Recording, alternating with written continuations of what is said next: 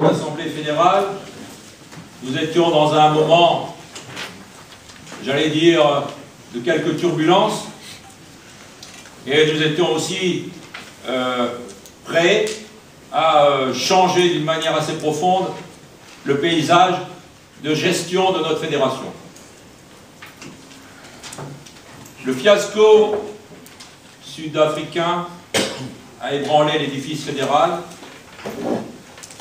mais j'ai toujours dit, moi, que c'est sûrement parce que, à un moment donné, nous n'avons pas pris nos responsabilités au plus haut niveau que ce fiasco s'est amplifié. Alors, depuis juillet, après bien des palabres, des diatribes, des injonctions de certains qui demandaient la démission du Conseil fédéral, entre autres, la préparation et la tenue des États généraux ont permis ces États généraux ont permis au moins de consolider les relations entre le football amateur et le football professionnel.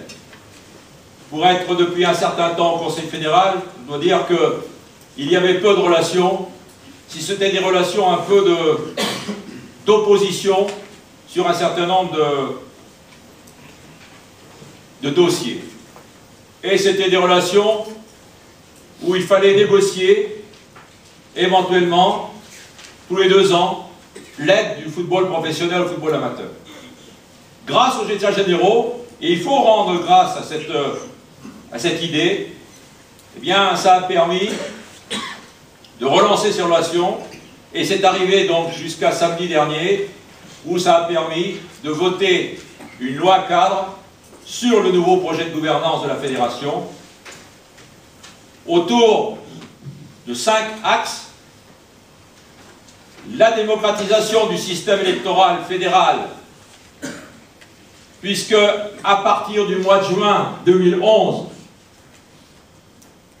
tout licencié du football obtenant un certain nombre de parrainages obligatoires pourra se présenter à la fédération.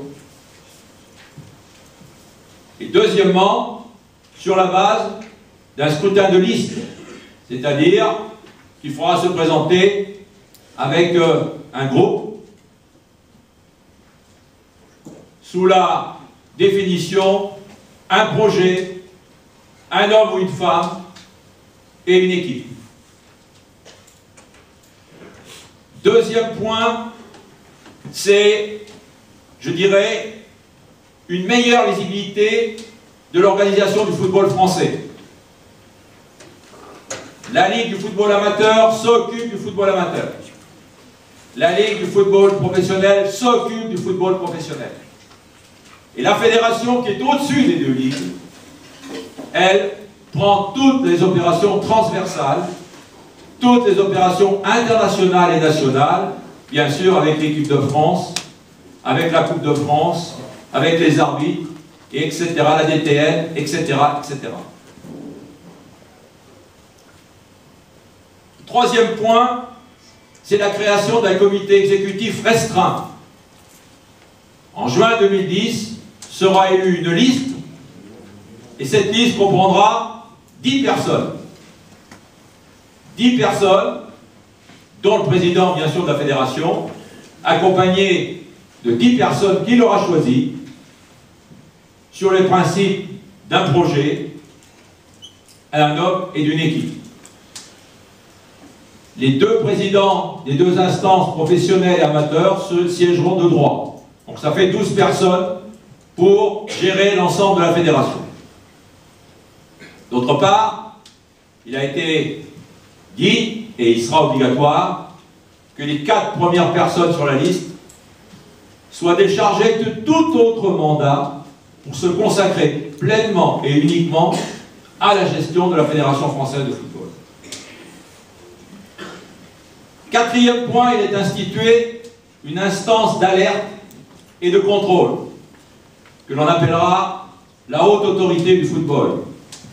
Cette instance sera chargée de veiller au bon déroulement du programme qui aura été validé, proposé à l'Assemblée fédérale et sur lequel le nouveau président sera élu, aura une vocation aussi de préconiser ou de proposer un certain nombre d'aménagements et pourra demander à l'Assemblée fédérale, qui est toujours maître en la matière, et bien éventuellement la révocation du comité exécutif. Enfin, cinquième élément constitutif de cette réforme, la solidarité entre le football professionnel et le football amateur. C'est vrai, je vous l'ai dit tout à l'heure, tous les 2 ans, il fallait renégocier cette somme qui était affectée au football amateur et dans lequel vous avez reconnu, entre autres, le FAFA, le Fonds d'aide au football amateur, ou le FAI avant le FAFA. C'est terminé, la négociation n'aura plus lieu, il y aura maintenant les recettes télévisuelles et sur les paris sportifs de la Ligue professionnelle seront impactées par un pourcentage de 2,49%, et ces 2,49% viendront au football amateur. Bien sûr, si ça diminue, ça diminuera.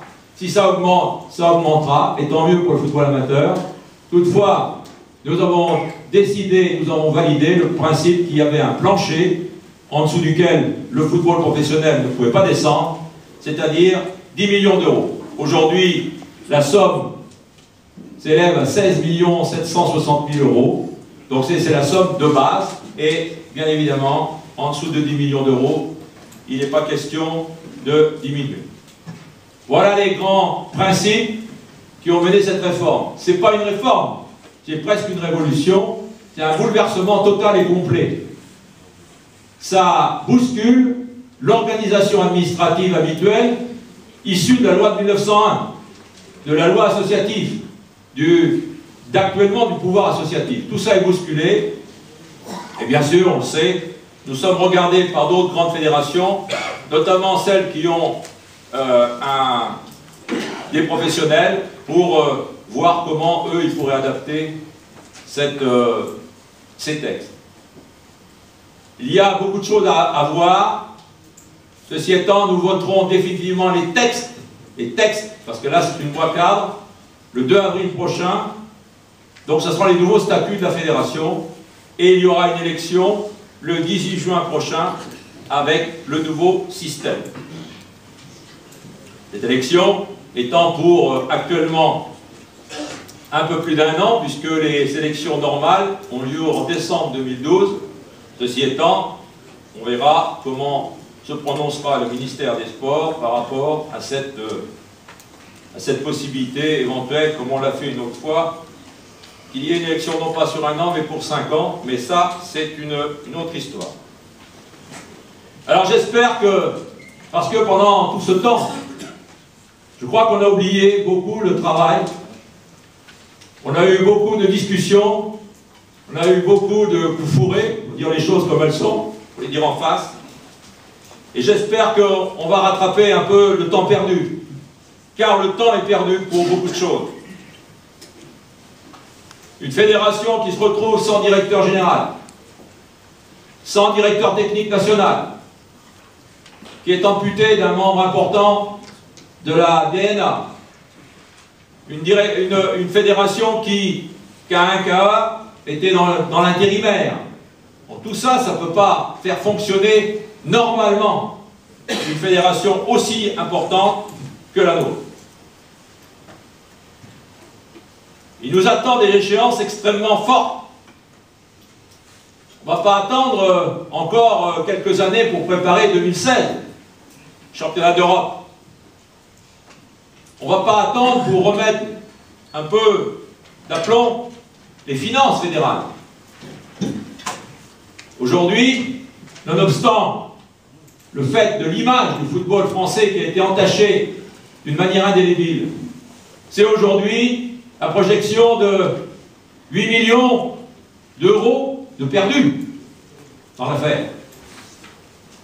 C'est considérable. Cet argent-là, on pourrait en avoir une chose. Bon,